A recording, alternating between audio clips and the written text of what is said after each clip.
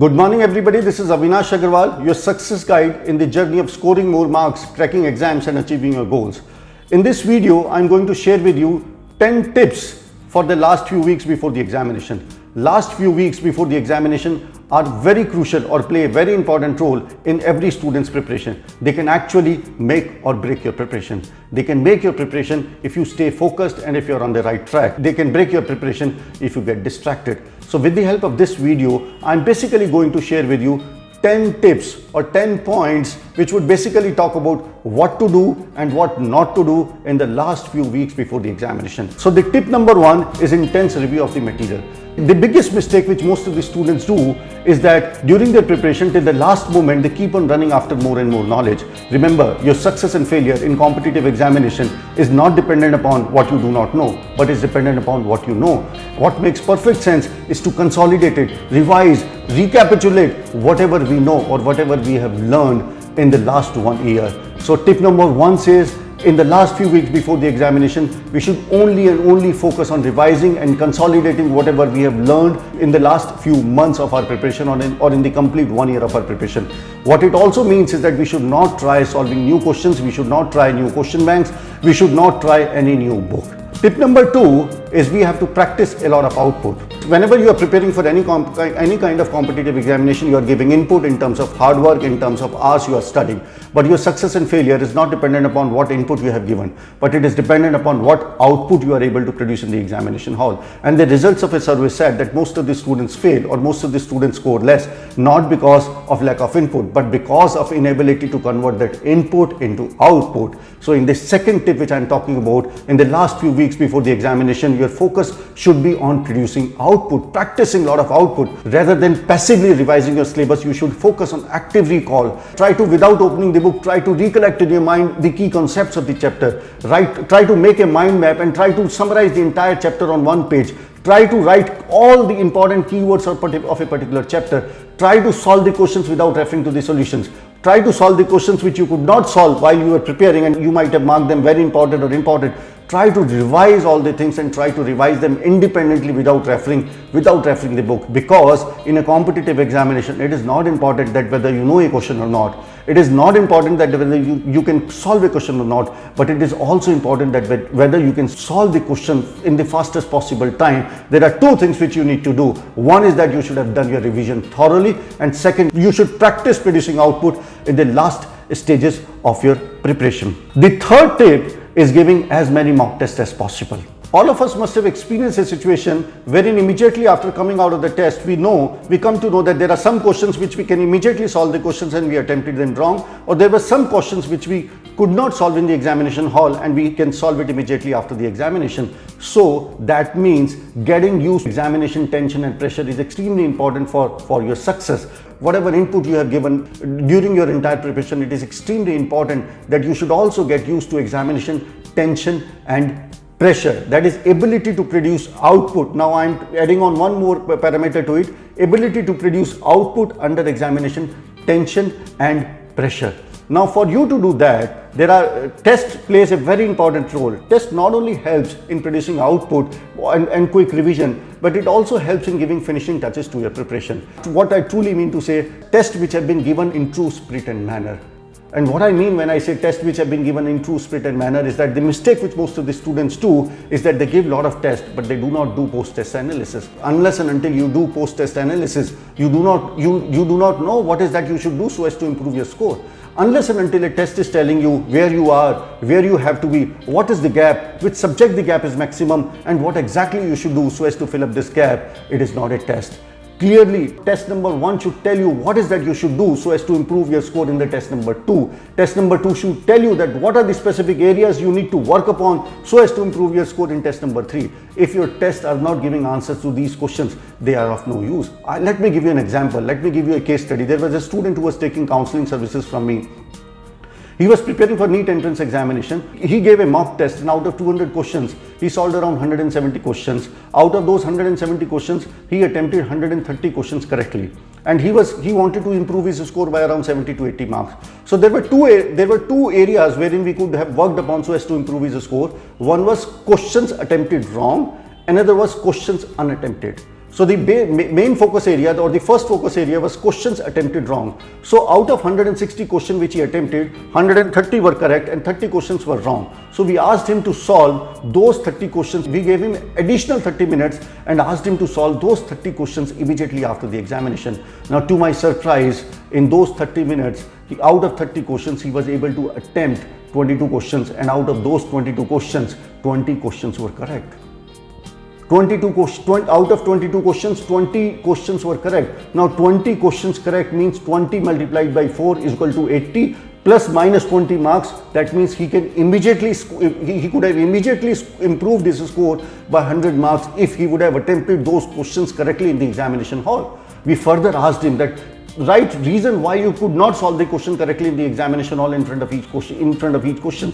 So he started writing the reason, and to my surprise and to his surprise, most of the questions attempted wrong, but because of either calculation mistake, because he did not read the question carefully, because of silly mistakes, because he got confused. He lost 10 questions just because of silly mistakes. Now the very fact that we made him realize that you're losing 10 questions, 40 marks plus 10 marks of negative marking, you're losing 50 marks just because of silly mistakes, made him conscious. And surprisingly, over a period of time, in the next 1 or 2 weeks, he improved his score. He reduced his silly mistakes. Now silly mistakes cannot be removed, they can be reduced. And the first step in reducing silly mistake is to make the child conscious. And you make the child conscious when you do thorough and complete post-test analysis. So what I'm advising, and this is a word of caution, that unless and until a test is followed by deep post-test analysis, it will not lead you anywhere. Tip number 4 is finalizing the test taking strategy. Giving an exam is like playing a game, is like playing a one-day match, or is like playing a 2020 match. And each 2020 match has a strategy, and the strategy changes dynamically. Whenever I talk about test taking strategy, it reminds me of an incident. I was doing a workshop. One of the students asked me a question, "Sir, I have reached the peak of my speed and strike rate, but my score is still less. What is that? What strategy should I adopt so as to improve my score?" Now, I would just reiterate the answer, and probably that would open a Pandora box and will give you a lot of ideas as to what strategy you should adopt, or what are the various tools with the help of which you can maximize your score.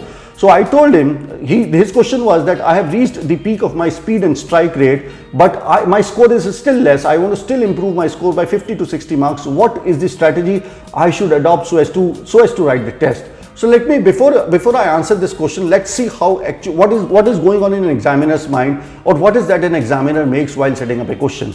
So in most of the competitive examination, there are 3 types of questions. 50 to 60% questions are easy, 20 to 25% questions are average, and around 15 to 20% of the questions are different or difficult or tricky questions. Now these different, difficult or tricky questions are questions which have a catch, which have a funda, they have a trick. If you get hold of the trick, you would be able to solve it. But if you are not able to get hold of the trick, catch, funda, आप फंस जाएंगे उस question में, और कितनी ही कोशिश कीजिए आप उस क्वेश्चन को सॉल्व नहीं कर पाएंगे. उस क्वेश्चन को सॉल्व करने में आपको 5 मिनट भी लग सकती हैं, 10 मिनट भी लग सकते हैं, and after every step you will feel as if you are about to reach a solution. So these questions I called a speed breaker kind of a question. My answer to that child was that once you reach the peak of your speed and strike rate, speed means the time you take to solve a question, strike rate means the accuracy. There has to be an optimum combination of the speed and strike rate so as to maximize your score. Once you reach the peak of your speed and strike rate, the third factor which comes into play so as to improve your score is the selection of questions.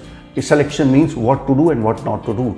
Typically, when you are giving an examination, when you are writing a test, you have to clearly identify that what are the questions I have to solve and what are the questions I have to leave for the last round or final round, or I have to leave at all. The reason that why we suffer on speed and strike rate is that because at times our test taking strategy is not fine and we get entangled into these difficult or different or tricky kind of a question. Always remember what percentage of easy and average question you are able to solve will decide whether you will get selected or not, and what percentage of these different and difficult questions you are able to solve will decide what merit or what rank will you get.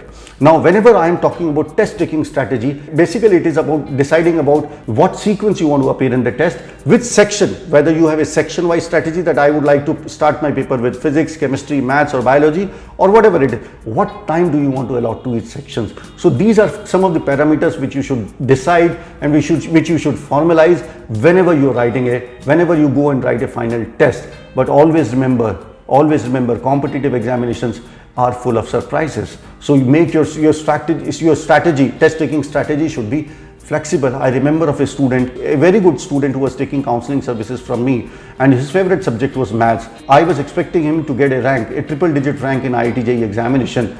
And he always used to adopt a fixed strategy in spite of my repetitive warning. He always used to adopt a fixed strategy, starting a paper with the maths section. Now that year, in 2016, maths paper came extremely difficult. Maths paper came extremely difficult, and he started his paper with the maths section.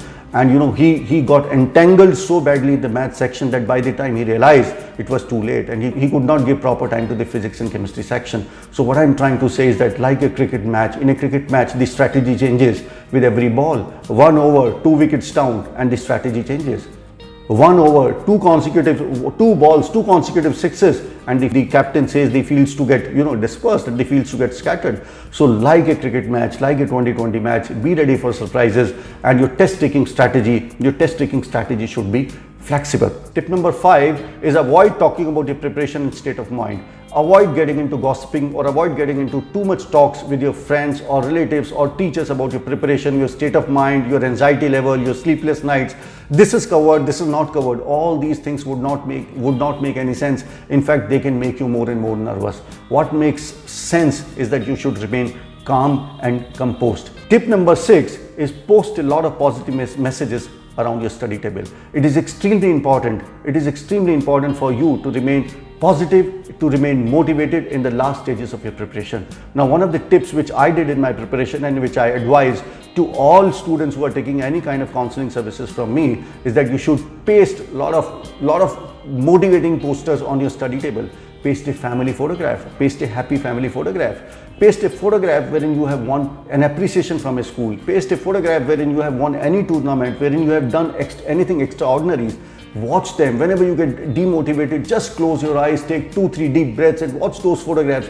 Connect with those photographs. Think about those photographs. The feelings which would generate would send mental signals to your brain, which would ultimately help you in remaining positive, in remaining motivated. One of the toppers, very interesting things, one of the toppers I interacted in 2019, he said that every morning whenever he gets up, the first thought he used to focus was visualizing that he's going to crack the examinations.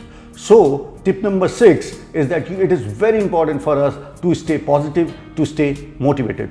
Tip number 7, relax. Tip number 7 is put on the brakes. Relax 1 or 2 days before the examination.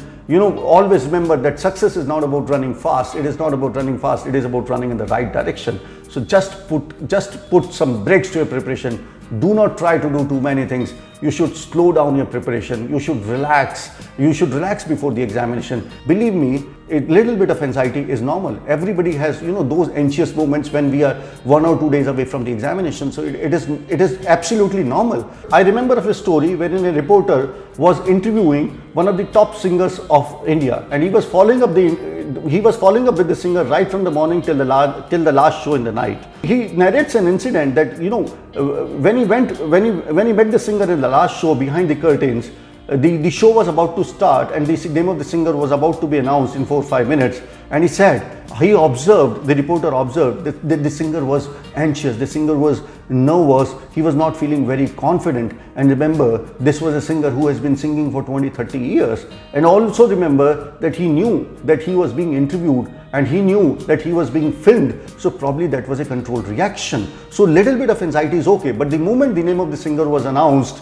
he walked on the stage like a hero. The audience clapped, the audience stood up, and he sang like anything, and the audience went on crazy. What I'm trying to emphasize over here is that you have to learn how to relax. Do not be too much anxious. If you have little bit anxiety, believe me, it is okay, it is normal. Tip number 8, verify the exact location of your examination center. Now this looks okay, this looks normal, but believe me, every year I see hundreds of students doing this mistake. So it is extremely important to put all your important things, including your pencils, your pens, your scale, your rubbers and everything in a pencil box, in a small bag. Your identity card, your identity proof, whatever documents are required in the next day before the examination hall, you should put them in a small box. Try to locate where exactly your examination center is. With the help of Google Map, you can find out exactly how much time it takes at 9 o'clock in the morning to reach the examination center. Whatever time it takes, you take another additional half an hour. Do not drive to the examination center. Do not ride on a motorbike or in a bicycle. It is always advisable that if you have somebody who can assist you, who can accompany you to the examination center, it always helps. Our parents accompanying us gives us the kind of morale, the confidence which is required at the last stages of the preparation. So verify the exact location and make sure that you reach the examination center in time. Tip number 9 is that have a light meal. Have a light meal, try to have a good sleep. Even if you are not able to sleep, just go to the bed at 10 o'clock or 10:30 in the evening. Do not try to study or do not try to do cramming till the last moment. Another 1 or 2 hours of cramming will not make any difference. Competitive examinations, success in competitive examination is not about cramming. It is about the ability to think both critically and creatively in front of new situations. So last additional 1 or 2 hours of cramming would not help you, but 1 or 2 additional hours of rest can make a lot of difference. As I say quite often that sleep is a biggest energy booster and the sleep is the biggest stress buster. So sleep is extremely important. Go to bed early, slightly early, stay relaxed, stay calm and get up early in the morning, absolutely fresh, live and kicking to go and crack the examination. Tip number 10, which is the last and final tip, is mentally strong. Actually, how strong you are mentally. Just think that you have worked hard throughout the year and today is going to be your day. Just think that you have studied very hard, you have studied extremely hard throughout the year and today is going to be a day. When I was doing my engineering, I had come on a summer vacation. I was watching a cricket match. Those were the days when Sachin Tendulkar was the captain of the Indian cricket team and Rahul Dravid and Saurabh Ganguly were the backbone of the Indian middle order. One day before the match, when Ganguly and Dravid were practicing running meet with the wickets, they collided and both of them were injured and ruled out for the match. They were very crucial, but they were ruled out for the match. In match, the toss was very important because the pitch was expected to deteriorate as the match would progress. Next day, when the Sachin went for the toss, he lost the toss also. Pakistan won the toss, Sachin lost the toss also. After losing the toss, when Sachin was coming back to the pavilion, Ravi Shastri was standing beside the rope with mic in his hand. He was desperately waiting for Sachin to come in and to have a quick bite from him. And the moment Sachin approached him, he said, "Sachin, you have lost Ganguly and Dravid and you have lost the toss also. What is your plan for the game?"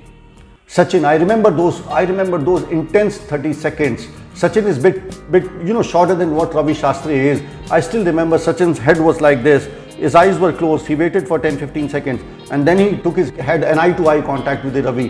He said, "Ravi, matches are fought and won in the mind, not in the ground." Sachin Tendulkar scored an unbeatable century and India won that crucial match against Pakistan.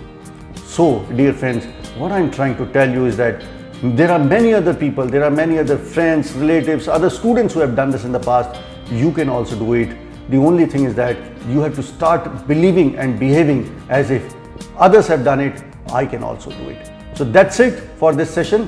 Thank you and bye-bye and all the best. To learn more tips and techniques to give boost to your preparation, you can read my book, Toppers Study Hack. This book is based upon the success story of more than 100 toppers whom I have interviewed in the last 15 years. This book has got a lot of tips and techniques which have the capability to make difference in your preparation in a short period of time.